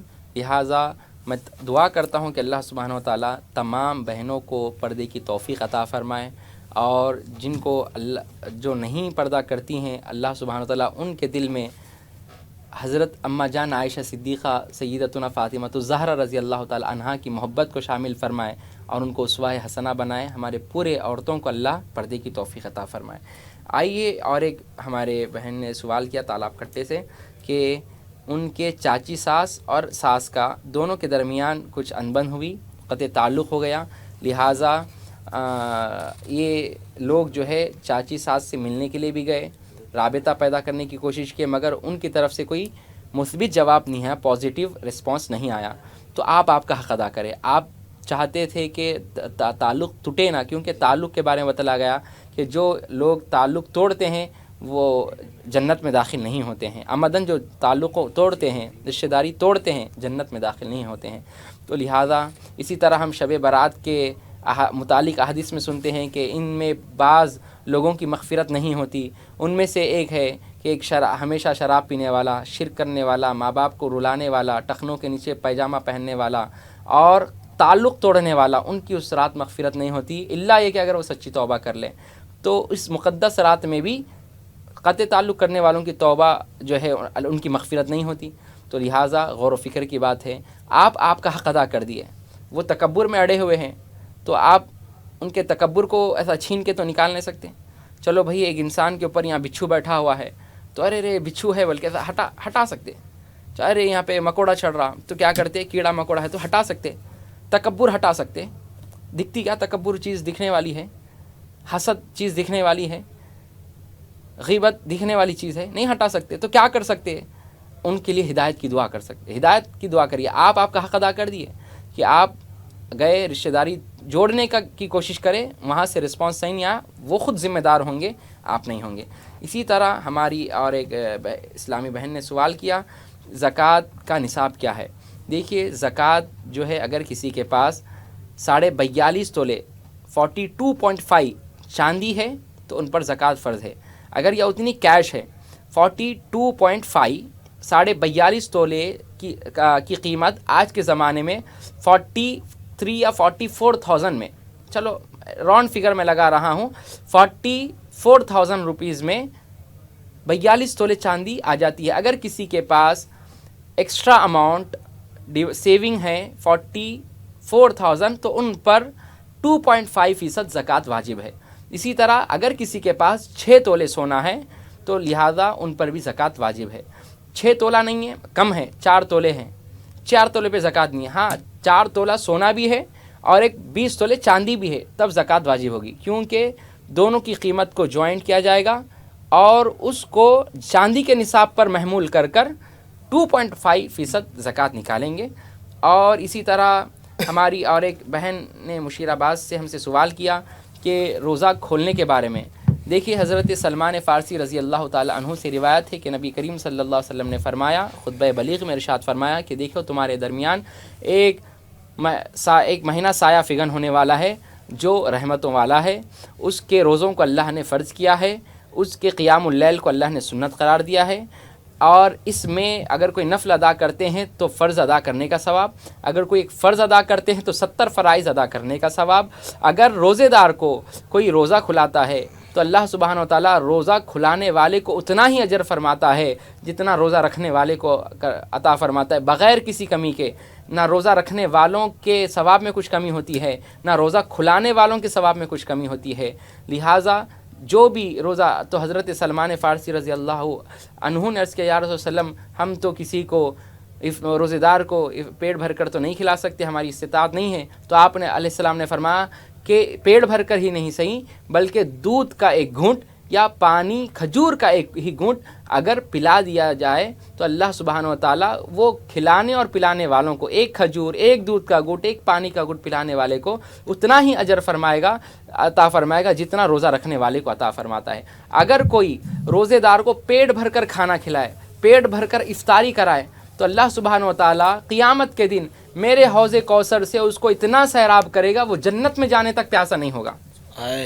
سبحان اللہ، کیا بات ہے کہ نبی نے فرمایا کہ اگر کوئی روزے دار کو پیٹ بھر کر کھانا کھلائے تو وہ جنت میں جانے تک جو ہے پیاسا نہیں ہوگا، حوض کوثر سے اللہ اس کو سیراب کرے گا. تو لہٰذا آپ یہ ہرگز نہ سمجھیں کہ دوسرے روزہ کھلا رہے ہیں تو ہمارے ثواب میں کمی آتی، نہیں آتی. آپ کو اتنا ہی ثواب ملے گا، مکمل ثواب ملے گا. ہاں وہ روزہ کھلانے والے کو اور ملے گا. آپ بھی کھلائیں. آپ کہہ رہے ہیں کہ ہم افطار پارٹی میں آتے ہیں، آپ بھی لوگوں کو روزہ کھلائیں. صرف روزہ کھولتے ہی کھلانا بھی نیکی ہم بھی حاصل کرنا نا، سب کے لیے ہے وہ حدیث، نہیں خالی ان کے لیے ہے. ہم جیسا کہ کھجور ہے، کھجور مسجد کو بھیجا دیے، افطاری بھیجا دیے، کتنے لوگ کھاتے ہیں، سب کا ثواب ملے گا آپ کو. جی پروگرام. وعلیکم السلام. کیا ہوا؟ شاید رابطہ نہیں ہو رہا ہے وہ. جی تو لہٰذا ہماری گفتگو یہاں پر چل رہی تھی کہ روزہ کھولنے کا ثواب کیا ہے. تو روزہ کھولنے کے متعلق یہ بتلایا گیا کہ اگر کوئی کسی روزے دار کو افطار کرواتا ہے تو اللہ سبحانہ و تعالیٰ بغیر کسی کمی کے یہ روزے رکھنے والے اور روزہ کھلانے والے دونوں کو برابر ثواب عطا فرماتا ہے.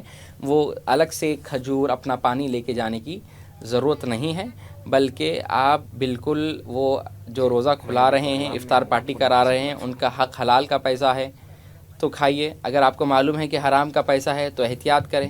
نیکی کے کام میں حرام کی کمائی کیوں؟ وہی نیکی کا کام روزہ کھولنا، روزہ کھلانا، پھر اس میں حرام شامل ہے. اگر آپ کو معلوم ہے کہ یہ حرام کے پیسے سے افطاری کرا رہا ہے تو احتیاط کریں. حرام کا جو لقمہ کھاتا ہے جہنم کا وہ حقدار ہوتا ہے. تو لہٰذا افطار زیادہ سے زیادہ کرانے کی عادت ڈالیں. آپ جو دعوت دیا تو دعوت کو قبول کرنا سنت ہے، مگر ہم بھی کرانا چاہیے. ماشاءاللہ روزہ کھلانے کے تعلق سے مولانا آپ کو بیان فرما رہے تھے. مولانا افطار کی دعا کب پڑھنا چاہیے، روزہ کھولنے سے پہلے یا روزہ کھولنے کے بعد، اس پر روشنی ڈالیں. ناظرین محترم، ہمارا نمبر اسکرین پر موجود ہے، آپ اس پر کال کر سکتے ہیں اور کال کر سوال کر سکتے ہیں. مولانا آپ کے ضرور سوال کا جواب دیں گے. اور یہ یاد رکھیے، یہ ہمارا روبی چینل پر پروگرام نور رمضان 4 بجے سے لے کر 5:30 بجے تک لائیو ٹیلی کاسٹ براہ راست پیش کیا جاتا ہے. آپ اپنے سوال کر جواب حاصل کر سکتے ہیں. جی بسم اللہ الرحمن الرحیم. دیکھیے جو ہم دعا پڑھتے ہیں اللہم انی لک صمت و بک آمنت و علیک توکلت و علی رزقک افطرت، یہ جو ہم دعا پڑھتے ہیں یہ عموماً فقہاء کرام ہمیں بتلاتے ہیں کہ یہ دعا کھجور اور پانی پینے کے بعد ہے، کیونکہ اس کے ترجمے پہ غور کر لیں آپ. اس کا ترجمہ یہ بتاتا ہے کہ یہ دعا افطاری کے وقت کی ہے، یعنی افطار کا کھجور کھانے کے. افطار کس کو کہتے ہیں؟ افطار کہتے ہیں کھجور کے کھانے کو، افطار کہتے ہیں پانی پینے کو. تو لہٰذا جی پروگرام میں کالر کو شامل کرتے ہیں اور جانتے ہیں ان کا سوال کیا ہے. السلام علیکم. ہیلو السلام علیکم. وعلیکم السلام. میرا سوال یہ ہے کہ آپ اپنا پہلے ٹی وی کا آواز کم کر دیجئے بہن. آپ اپنا پہلے ٹی وی کا آواز کم کر دیجیے بہن.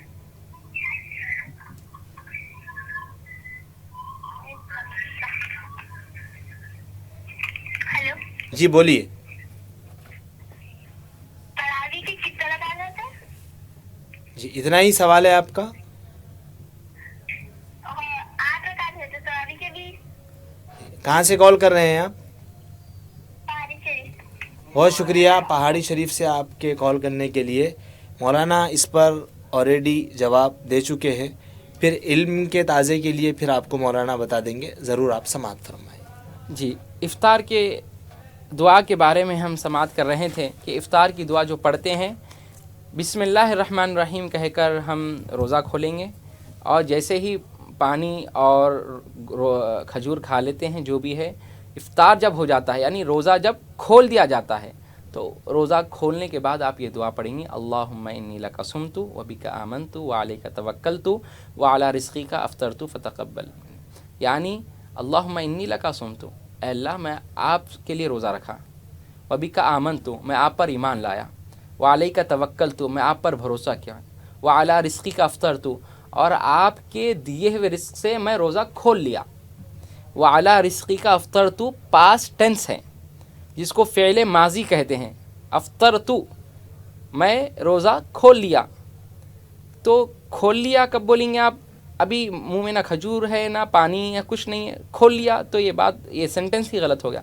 تو سینٹنس وہ ورڈ وہ خود بتا رہا ہے وعلی رزقک افطرت، یہ ورڈ خود بتا رہا ہے کہ یہ کھجور یا پانی پی کر یہ دعا پڑھیں گے. بسم اللہ الرحمن الرحیم کہہ کر ہم کھجور کھائیں گے. حالانکہ ہمارے معاشرے میں یہ ماحول بن چکا ہے کہ ہم جو ہے پہلے دعا پڑھتے ہیں پھر کھاتے ہیں. اگر دیکھو پہلے دعا پڑھ بھی لو یا بعد میں بھی پڑھ لیا جائے، روزہ تو کیسا بھی کھجور منہ میں جانے کے بعد ہی کھلنے والا ہے. مگر بہتر طریقہ کیا ہے کہ پہلے پڑھیں یا بعد میں؟ تو بہتر ہے کہ بعد میں پڑھیں، پہلے بسم اللہ کہہ کر کھا لیں. جی پروگرام میں کالر کو شامل کرتے ہیں اور جانتے ہیں ان کا سوال کیا ہے. السلام علیکم. السلام علیکم. جی وعلیکم السلام. جی میں آپ سے پوچھنا تھا مولانا سے کہ روزے میں جو ہے سو نیت کرنا ضروری ہے یا پھر ضروری نہیں ہے، یہ پوچھنا تھا مولانا سے. جی اور جو ہے ایک سوال اور تھا کہ اکثر دیکھنے میں آیا کہ رمضان میں عورتیں شاپنگ کرنے جاتی ہے تو افطار کے وقت جو ہے غیر مسلم دکانوں پہ جا کے وہاں پہ جو ہے روزے کھولتے ہوئے دکھ رہے. تو ذرا جو ہے اس کے بارے میں تھوڑا مولانا کو بولیے تھوڑا بولنے کے لیے. آپ کہاں سے کال کر رہے ہیں؟ جی میں دودھ مولی سے بول رہی ہوں، پہلے بھی کال کری تھی میں. بہت شکریہ جی، بہت شکریہ بہن آپ کے کال کرنے کے لیے. ضرور جواب دیں گے. ایک پروگرام میں اور ایک کالر کو شامل کرتے ہیں اور جانتے ہیں ان کا سوال کیا ہے. السلام علیکم. ہلو جی السلام علیکم. وعلیکم السلام. ابھی ہمارے ہونے سب ہے نا، ہماری بہن کو طلاق دیے نا، ذرا ہوتے ہوشیار نہیں ہے. جی ہاں طلاق نکے کے باہر ہے، تم چلے جاؤ گھر سے نکل جاؤ، طلاق طلاق بول کے کئی بار بولے ہماری بہن کو مارے بھی کہتے تم بھی بولو بولو بولے. کئی مرتبہ سے مراد ایک مرتبہ بولے ہیں یا 2 مرتبہ بولے ہیں یا 3 مرتبہ بولے ہیں؟ 3 مرتبہ ایسا بولتے جا رہے ہو نا. کہیں وہ مار بولتے تو ساس کو بولے، دیورانوں کو بولے، ہمارے بھائیوں کو بولے تو कुछ भी नहीं होता, जाने दो, जरा उतने होशियार नहीं है ना, जाने दो, जिंदगी लेके चलना है, जाने दो, जिंदगी लेके चलना है बोल के बोले। ऐसे तो ये तो हमारी बहन पढ़े लिखे है, तो ये गुने का काम है ना बोल के ऐसा बोले। तो फिर भी मैं व्हाट्सएप पे बता रहा है, स्क्रीन पे मैं मिला के नंबर पूछ देती हूँ मुफ्ती आप कहाँ से कॉल कर रहे हैं? तो निके के बहन है हमारी बहन, मौलाना आपको बताएंगे वो। आप कहाँ से कॉल कर रहे हैं? हैदराबाद से नामपल्ली से बात करी मैं, उन्होंने मलकपेट में रहते। अच्छा ठीक है, आप हमारा प्रोग्राम मुशाहिदा कर रहे हैं ना? हाँ, हाँ देखिए, आप हमारा प्रोग्राम देखिए, मौलाना आपके सवाल का ज़रूर जवाब देंगे। पूछिए निके के बाहर ही से ना मौलाना बताएंगे बहन, आप देखिए प्रोग्राम देखिए हमारा। ठीक। जी बिस्मिल्लाहिर्रहमानिर्रहीम। इसी तरह ये दुआ भी पढ़ी जाती है इफ्तार में, ज़हबज़्ज़मअु वबतल्लतिल उरूक़ु वसबतल अज्रु इंशाअल्लाह। ये भी दुआ पढ़ी जाती है। इसी तरह और एक हमारे भाई ने सवाल किया कि तरावी में 20 रकात या 8।